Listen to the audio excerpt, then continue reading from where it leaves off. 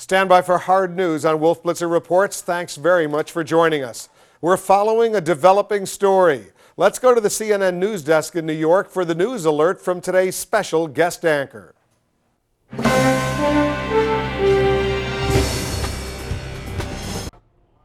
Thanks, Wolf. It's a pleasure to work with you. Let me just take a sip of my coffee and I'll get it started.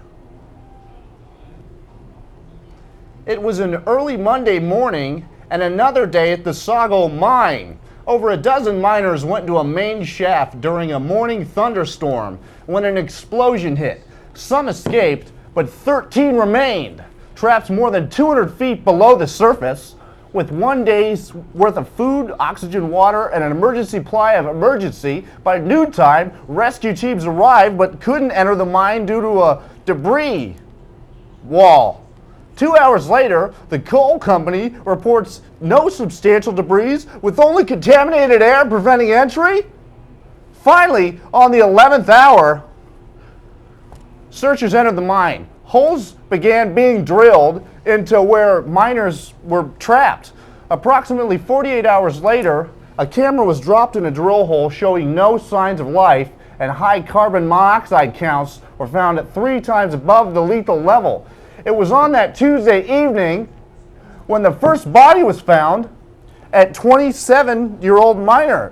As night passed, the rest were discovered. The 27-year-old miner is considered one miracle in West Virginia coal mine tragedy. He continues to suffer from severe dehydration and collapsed lung, but doctors say he's doing well. Were the 13 trapped miners able to be saved if there was a trained rescue team at the mine ready to respond?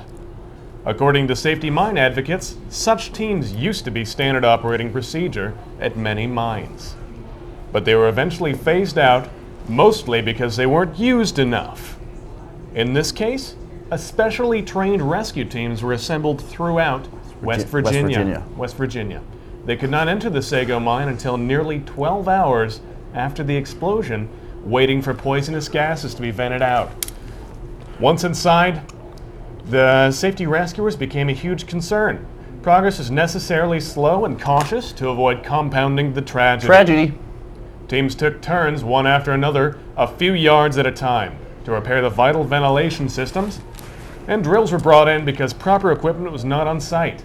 Time was a key factor as well. They had to wait until officials made the critical decisions on where to drill before recovering the miners. Reporting for CNN in New York, my name is Mike Boylan. You're Mike Boylan. And I'm Winn O'Donnell. And we just like to say to the one person who may be lying in their hospital bed watching this, that we love you. And it's okay if you have cancer, and no matter what's happened to you in the last year, everything's going to work out. And lymphoma's right by me.